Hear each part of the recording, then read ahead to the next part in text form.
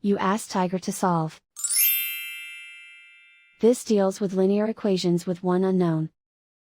The final result is x equals 1. Let's solve it step by step. Simplify the expression.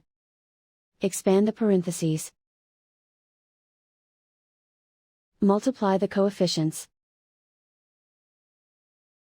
Simplify the arithmetic.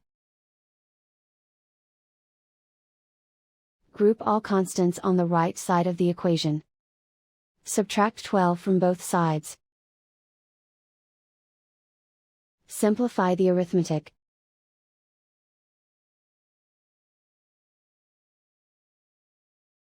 Isolate the x. Divide both sides by 6. Simplify the fraction.